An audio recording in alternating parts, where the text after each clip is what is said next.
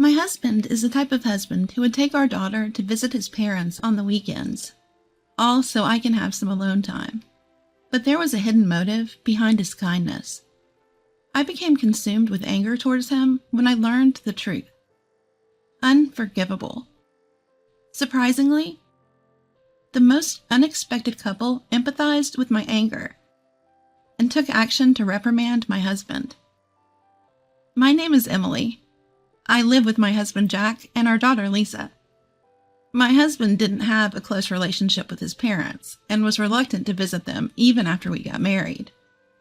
He would always say, "You shouldn't have to deal with the awkwardness of going to my parents' house. We should enjoy our day off, just the two of us." It was nice of him to say that, but when our daughter was born, I knew things couldn't remain the same. His parents came to the hospital right after she was born, but we hadn't taken Lisa to see them since then. I started to feel guilty about not letting them see their granddaughter for half a year. "Hey, Jack, don't you think your parents would like to see their grandchild? We should take Lisa to see them soon. It's only fair." "Don't worry about it. I don't want to spend my day off listening to my dad's nagging." Jack's father was quite strict, and it seems that they didn't get along well since he was young. I felt hesitant to go visit his parents alone, especially considering our already distant relationship. Reluctantly, I enclosed a few photos of Lisa and apologized for our absence in a letter. Every time his parents would respond with a kind, "Thank you for the photos. Don't worry about not being able to come visit." However, as Lisa grew older and it became difficult for Jack and I to go out as a couple, he suddenly started saying, "I'm going to my parents' house for a visit." "I know you're always busy taking care of Lisa on a daily basis. Why don't you take some time to relax by yourself? I'll take Lisa with me." "Oh, I feel bad about that. I never get to see your parents either. I'll come along." "No, it's fine. I often come home late from work, right? It looks like it'll continue for a while, so I want you to rest when you can." Convinced by his insistence, I happily sent off my husband and Lisa. Having Lisa there must have improved relations between Jack and his parents. He was in a good mood when they returned home. Ever since, he has continued his routine of working late on weekdays and visiting his parents with Lisa on the weekends. Come to think of it, when was the last time I had some alone time with my husband? There was hardly any time for my husband and me to be alone. One Friday night, I decided to wait for him to come home so we could talk. "Welcome home." "Emily, why are you still up?" "I want to talk to you about something." "About what?" "I want to go to sleep. We'll be leaving early tomorrow to go to my parents' house." "That's what I wanted to talk to you about. I'm thinking about joining you guys tomorrow." "What? Why? You don't need to come." "I appreciate the thought, but I've had plenty of alone time already. I'd like to see Lisa interacting with her grandparents every once in a while too, you know? Plus, we haven't had much time for the two of us to talk lately." My husband hesitantly replied, "It's kind of hard to say this, but it seems like my parents feel more comfortable when it's just me and Lisa. They feel a bit conscious when you're around." I was at a loss for words when I heard him say that. "Take some time for yourself at home." As I indulged in these words from my husband, I wondered if a rift was unknowingly forming between me and my in-laws. "I'm going to visit my parents with Lisa tomorrow, just the two of us. Anyway, I'm going to take a shower and go to bed." Jack spoke as he briskly made his way to the bathroom. With him putting it like that, there was nothing I could do. After the two left for his parents' house the next day, I wrote a letter to my in-laws for the first time in a long while. I apologized for not staying in touch and expressed my desire to visit them once in a while. This reminded me of when I used to write letters to them after giving birth. Back then, they used to respond kindly, but now I don't know if I'll receive a reply from them. After sending the letter, I waited for their response, as checking the mailbox became my routine. One day, I found a letter in the mailbox. It was from my in-laws. My heart pounded as I opened the envelope. The content of the letter was something I didn't expect. "We're glad to hear from you after such a long time. How is Lisa?" Has she grown a lot? We would be happy if you could send us some photos again. Judging from the content, it seemed that they hadn't seen Lisa in a long time. Then, where had my husband and Lisa been going every weekend? I thought back to my husband's recent behavior. Come to think of it, there was usually a scent of soap coming from Jack when he came home late. But the day I stayed up waiting for him, he was in a rush to take a shower. Could it be an affair? Suddenly, everything made sense. The late nights, leaving the house early on the weekends. I wanted to confront him immediately, but managed to restrain myself. If he was really having an affair, I needed evidence. That night, as soon as my husband fell asleep, I unlocked his phone. I searched through some past texts and easily found evidence of the affair. Plans for dates on his days off, messages about meeting up, and affectionate conversations were scattered everywhere. And one more thing. I found an email from a daycare center. It seems Jack was dropping Lisa off at a daycare center while he went to see his mistress, lying to me about going to his parents' house and leaving Lisa at a daycare, all to have an affair. My anger reached its peak. No man who abandons his precious daughter to meet his mistress deserves to be a father. I decided to first gather evidence of the affair. I gritted my teeth, holding back the urge to confront him immediately, and waited for the weekend. After Jack and Lisa left to visit his parents' house, as usual, I secretly followed behind them. Without realizing that I was following, Jack dropped Lisa off at the daycare center, completely accustomed to the process. Meanwhile, Lisa cried, looking distressed to be left at an unfamiliar daycare. "Lisa, hang tight just a little longer. I'll be back to pick you up right away." With a sense of unease and reluctance, I trailed behind my husband, unable to shake off the lingering feeling.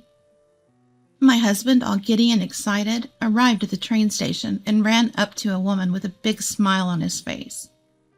The woman also spotted him and ran over. She must be Jack's mistress. They didn't seem to care that they were in public as they got all lovey-dovey, walking arm in arm. There was no longer any doubt about Jack's infidelity. Just as I captured an intimate moment between them in a photo, my phone rang. "Hello?" "Oh, mother-in-law." The call was from Jack's mother. "Long time no talk. What? Father-in-law?" My mother-in-law, on the verge of tears, told me that my father-in-law had been rushed to the hospital after collapsing. I hurried back to the daycare to pick up Lisa, and then headed straight to the hospital. My father-in-law was in the bed, still unconscious. Beside him, my mother-in-law had an anxious expression on her face. "Emily, thank you for coming." "Oh no, I should apologize for not being in touch." "That's not important right now." My mother-in-law noticed Lisa, and her eyes lit up. "You've grown so much. Look, honey, Lisa's here to see you. Please wake up." She spoke to her unconscious husband, her eyes welling up with tears. But there was no response from my father-in-law. She wiped her tears and spoke to me. "I tried calling Jack, but couldn't get through. I left him a message, but I guess he hasn't noticed it." "I'll give him a ring." I called Jack. He didn't pick up at first, but after persistent calling, he finally answered. "Emily, what's up?" "Where are you? You weren't answering, and I was worried." I'm out fishing with Dad. Bad reception here." My mother-in-law looked at me in shock at his words. I nodded to her and continued with the conversation. "With your father? That's odd, because he's right here in front of me." What? Where the heck are you?" "I'm at the hospital. Your mother called to tell me that your father collapsed and was taken to the hospital. So that's why my mom kept calling. You knew she was calling and ignored her, didn't you? Was your rendezvous with your friend that important? What are you talking about? Don't play innocent right now. It's too late. I already know that you've been lying about going to your parents' house and instead having secret dates with your mistress. How? How did you find out? I wrote a letter to your parents, apologizing for not visiting in so long. Turns out they hadn't seen not only me, but you and Lisa either. I was shocked. If you want to meet your mistress so badly that you leave Lisa alone in daycare, don't even bother coming home. Hold on, I'll go pick up Lisa right now and head over there. I already picked her up. I can't believe you left her looking so sad and lonely. You followed me? Well, yes, I needed evidence for me to claim alimony after we get a divorce. I've got all the important scenes on camera now, so I can finally have peace of mind.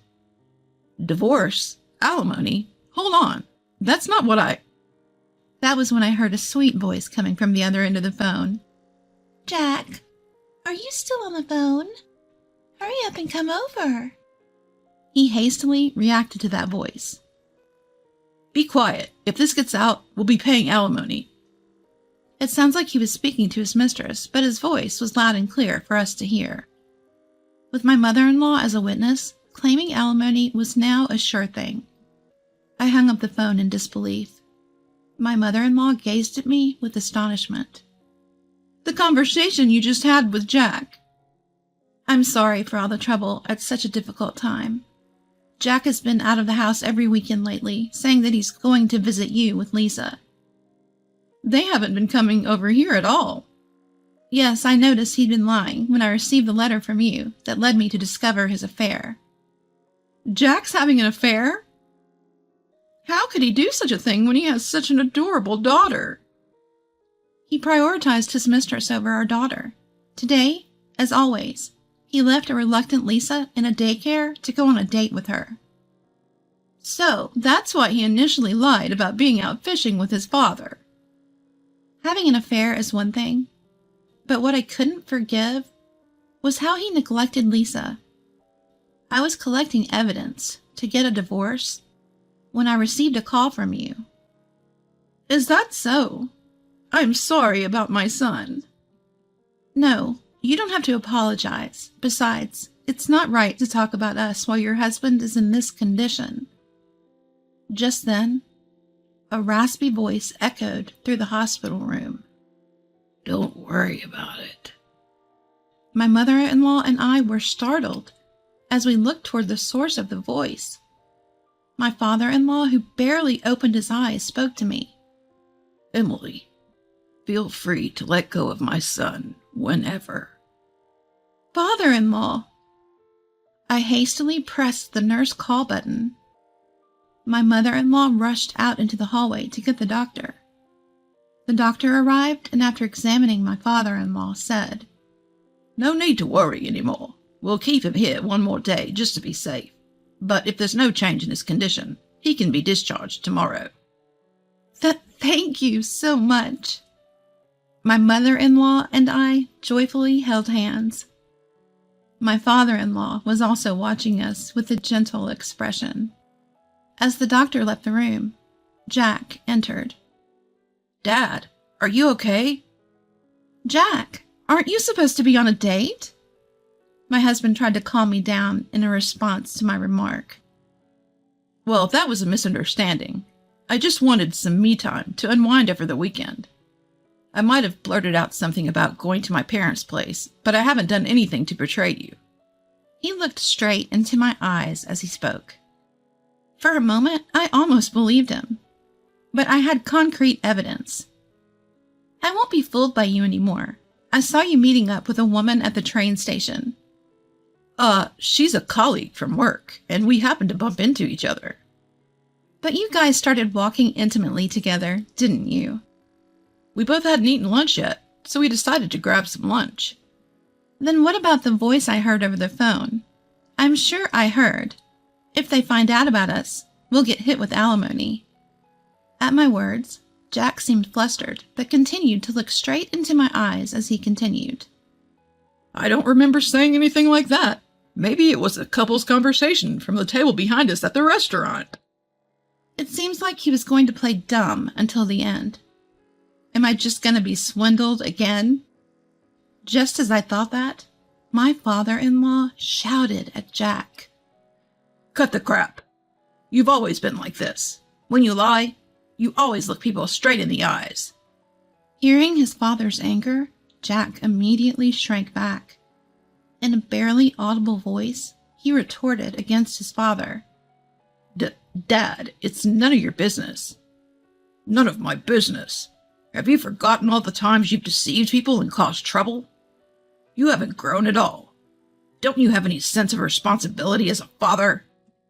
Dad, please calm down. Shut up, you foolish son.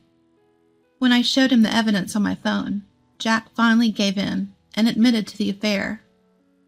Having been scolded by his dad must have hit hard. He accepted all my demands without making any excuses. First, we would proceed with the divorce as soon as his father is discharged from the hospital. I would get full custody of our daughter. He would transfer alimony and child support to my bank account every month. Following the suggestion of my father-in-law, I created a written agreement on the spot and had Jack sign it. Afterward, Jack bolted out of the room. He probably went back to his mistress. I, who remained in the room, bowed deeply to my in-laws. I'm really sorry for everything. If only I had gone with Jack and Lisa when they said they were going to visit you guys, none of this would have happened. My father-in-law responded kindly to me. None of this is on you. The one at fault here is Jack. He betrayed his family.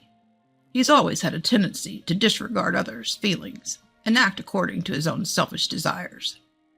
I've tried talking to him time and again, but he never listened and only resented me for it. So that's why he was so reluctant to go back home. That's probably it. I thought he might grow up a bit after getting married, but I guess I was too optimistic. I've put you through a lot. I'm really sorry. Oh no, it's me who should apologize. My mother-in-law hesitantly spoke to me. I feel terrible for what our son did, tainting your marriage records. I'm really sorry. It's okay. Being divorced or being a single mom isn't that unusual. We probably shouldn't be the ones saying this, but we'd still like to see you and Lisa, even after you cut ties with our son. We'll do whatever we can for the two of you. So if you ever need help, please don't hesitate to ask. I had no intention of getting back together with Jack, but being a first-time parent was full of uncertainties. My mother-in-law's offer made me so grateful that I was brought to tears. My father-in-law agreed with her. Yep, I'd like to second that. Let us support you and Lisa in place of our foolish son. Of course, I'll make sure he pays the alimony and child support. Thank you both so much. I gave them a deep bow. After my father-in-law was discharged from the hospital, I started visiting their home with Lisa every once in a while. I didn't mind going to visit them at all, and Lisa loved spending time with her grandparents. I would have loved to visit even more, but I was worried about running into Jack. Perhaps noticing my concern, my father-in-law updated me on Jack's situation. As expected, Jack headed straight to his mistress's place after leaving the hospital, but she became unreachable a day after he brought up alimony. Apparently, they met on a dating app, and he didn't know her address or even her real name. Perhaps she was only after his money from the beginning, as she was much younger than Jack, and dressed in flashy attire. She must have realized that she couldn't get any more money and decided to abandon him. I couldn't find her either, so getting alimony from her was impossible. But thanks to my father-in-law, who advised me to set up the alimony a bit higher than average, what I received from Jack was sufficient for living. Jack, realizing he couldn't pay the alimony and child support with what was left of his assets, seemingly went to his parents to ask for money. My father-in-law didn't let him set foot inside the house. I'm cutting ties with a foolish son like you. don't ever come back. And don't you dare bother Emily." And with that, he was kicked out. Jack was barely making ends meet and was somehow scraping together alimony and child support. Hearing all this made me feel relieved. Since my in-laws cut ties with him, I didn't have to worry about running into him while visiting them. I must say, marrying Jack was a mistake, but getting to know such kind and wonderful in-laws was a silver lining.